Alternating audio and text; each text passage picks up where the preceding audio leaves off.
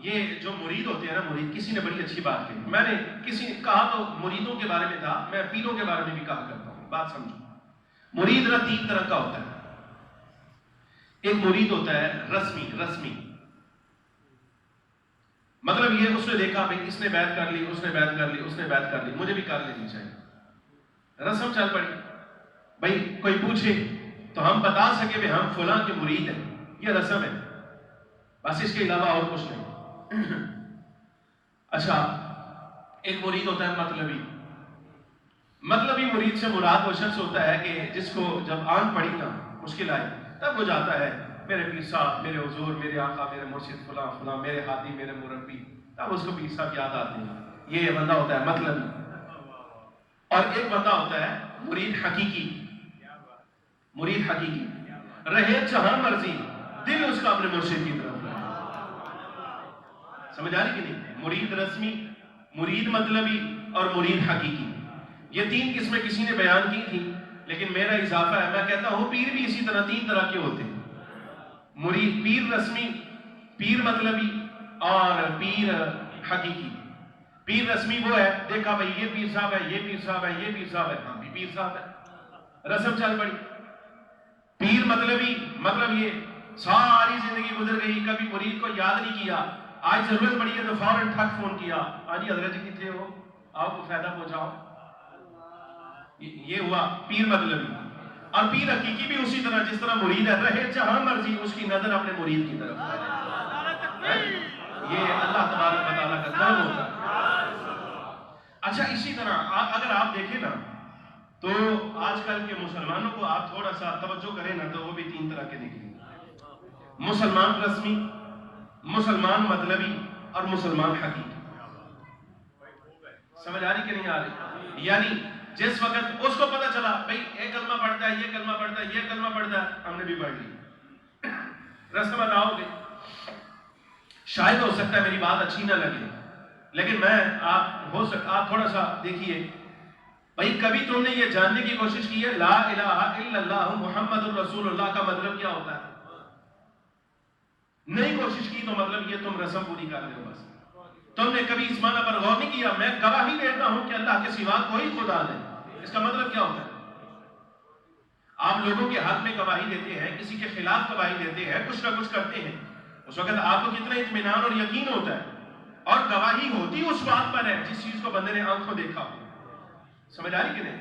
اب مطلب یہ ہوا جب تم زبان سے کہہ رہے ہو نا میں گواہی دیتا ہوں کہ اللہ کے سوا کوئی عبادت کے لائق نہیں، تو تم کہہ رہے ہو میں نے ساری کائنات پھیر کے دیکھ لی ہے، عبادت کے لائق ذات اگر کوئی نظر آئی ہے تو وہ صرف اللہ تبارک و تعالیٰ ہے، بس یہ مطلب ہے اس کا، وحدہ لا شریک لہ، میں گواہی دیتا ہوں وہ یکتا ہے، اس کا کوئی شریک نہیں ہے، اور پھر تم یہ گواہی دو وَأَشْهَدُ أَنَّ، میں گواہی دیتا ہوں اس بات کی ان محمد عبدہ و رسولہ، کہ میرے آقا سیدنا محمد رسول اللہ صلی اللہ علیہ وسلم اللہ کے برحق آخری نبی، آخری رسول ہے۔ اگر تم نے کبھی یہ سوچ کر یہ کلمہ پڑھا ہے تو بات الگ ہے، نہیں دیکھا یہ پڑھ رہا ہے تو ہم بھی پڑھتے تھے کلمہ شہادت، کلمہ شہادت، کلمہ شہادت، کلمہ شہادت، وہ سن کے وہ کہتے سارے ہی ہیں۔ بڑی عجیب بات ہے، آج تک میں نے بڑے لوگوں کو دیکھا کہ وہ کلمہ شہادت جنازہ اٹھا کر کہتے ضرور ہے، لیکن پیچھے 100، 150، 200، 500، 1000 آدمی چل رہا ہو، مجال ہے کسی کی زبان پر کبھی کلمہ آیا؟ کبھی نہیں آتا کلمہ شہادت۔ یعنی آپ اندازہ کریں کسی کو پتہ ہی نہیں بھائی تم یہ 4 بھائی اٹھا کر جو کلمہ شہادت کہہ رہے ہو تم کیوں کہہ رہے ہو، یہی نہیں پتا۔ سمجھتے انہوں نے آواز ماری میں بھی نعرہ مار دینا کلمہ شہادت، کلمہ شہادت، یہ رسم ہے بھی 4 بھائی اٹھائیے تو کلمہ شہادت کہہ رہے ہیں، اور بھائی یہ رسم نہیں ہے، تم اپنے بارے میں بھی گواہی دے رہے ہو اور جس کو لے جا رہے ہو اس کے بارے میں گواہی دے رہے ہو، مالک میں بھی گواہی دیتا ہوں، یہ بھی گواہی دیا کرتا تھا، اس لیے تو آئے ہم اس کے جنازے میں۔ کہتے یہ مطلب تھا اس کا، اچھا مطلب پتہ ہی کوئی، چلتے رہے۔ یہ ہوا بندہ مسلمان رسمی، اور ایک بندہ مسلمان مطلبی، وہ جس کے بارے میں ابھی میں نے قرآن عزیز کہہ رہا ہے نا، جب اس کو مشکل پڑتی ہے تو پھر وہ پکارتا ہے، کبھی پہلو کے بل پکارتا ہے، کبھی بیٹھ کر پکارتا ہے، اور کبھی کھڑا ہو کر یاد کرتا ہے، لیکن جب ہم اس کی آزمائش کو، اس کی تکلیف کو، اس کی رنجش کو دور کر دیتے ہیں تو پھر مر کا علم یدعونا الی در مسا، ایسے گزر جاتا ہے گویا اس کو کبھی کوئی تکلیف پہنچی نہیں تھی اور اس نے ہمیں یاد ہی نہیں کیا تھا۔ یہ خالق کائنات، مالک کائنات، ذوالجلال والاکرام، رحیم کریم تم سے شکوہ کر رہا ہے کہ جب تمہیں آزمائش پڑتی ہے تب تو تم یاد کر لیتے ہو، اور جب تم خوشحال ہوتے ہو تو ایسے گزر جاتے ہو گویا آزمائش پہنچی ہی نہیں تمہیں کبھی۔ بڑے بڑے لوگ ایسے ہیں، اپنا ماضی دیکھیں، جا کے چیک کریں، ماضی اپنا تلاش کریں نا، یاد کریں جس وقت بندہ بچپن میں تھا، جوانی میں تھا۔ آج تو اللہ تبارک و تعالیٰ نے مہربانی کر دی، اپنے گھر میں کھا رہے ہیں، پی رہے ہیں، خوشحال ہے، لیکن وہ جوانی والا وقت یاد کرو نا، وہ رشتہ اس لیے نہیں دیتا تھا، بھئی لڑکا ہی کنگال ہے، اس کو ہم کیا دیں؟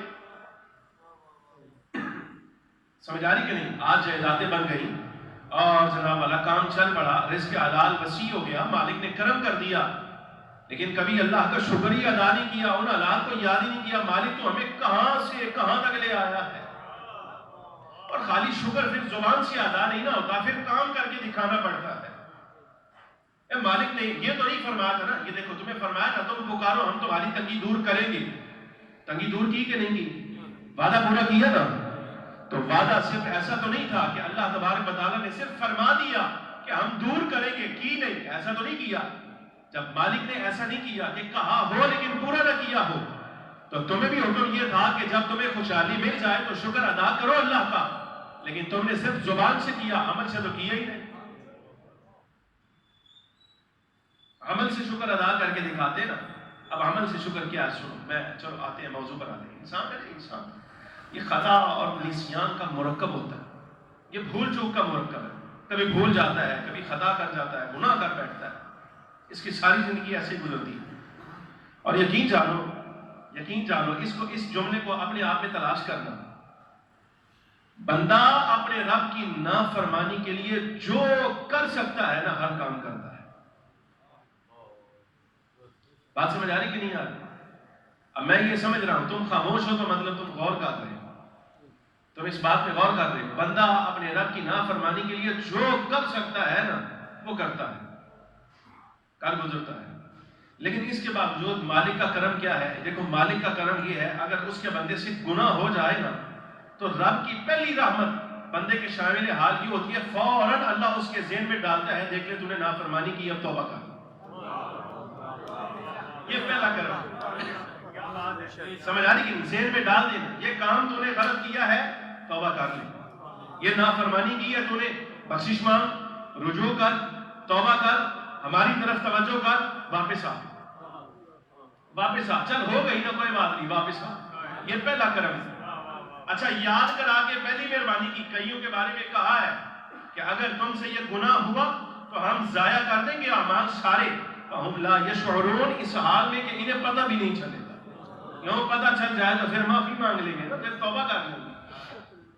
جرم اتنا بڑا ہوتا ہے، مصطفیٰ کریم صلی اللہ علیہ وسلم کی بارگاہ میں آواز بلند ہو جائے نا تو رب فرماتا ہے جرم اتنا بڑا ہے کہ اعمال سارے ضائع کر کے منہ میں ماریں گے اور شعور بھی نہیں ہوگا۔ تو مطلب یہ ہوا اگر بندے سے کوتاہی ہو جائے اور رب اس کو یاد کرا دے کہ تو نے کوتاہی کی ہے، بخشش مانگ، تو یہ اللہ کی رحمت ہے، پہلی رحمت۔ اچھا دوسری رحمت کیا ہے؟ فوراً یہ یاد کرا کے ایسا نہیں کیا کہ اس کے بدن سے جان کھینچ لے، ایسا نہیں، بلکہ مہلت دی اور موقع دیا، زندگی دی، سانس بھی چل رہی ہے، عقل بھی سلامت ہے، زبان بھی سلامت ہے، اعضاء بھی سلامت ہے، اور رب تعالیٰ جل وعلا یاد کرا کے یہ مہلت دے رہا ہے، چل کے استغفر اللہ ربی من کل ذنب، اے میرے رب میں اپنے ہر گناہ سے تیری بارگاہ میں توبہ کرتا ہوں۔ یہ کرم بالائے کرم ہے اس کا، یہ رحمت بر رحمت ہے۔ پہلی رحمت یہ کہ یاد کرا دیا، دوسری رحمت یہ کہ زبان سے اور دل سے اقرار کروا دیا کہ میں گناہ کی توبہ کرتا ہوں، اور تیسری رحمت یہ ہے پھر اس کی ہوئی توبہ کو اپنی بارگاہ میں قبول بھی کر دیا۔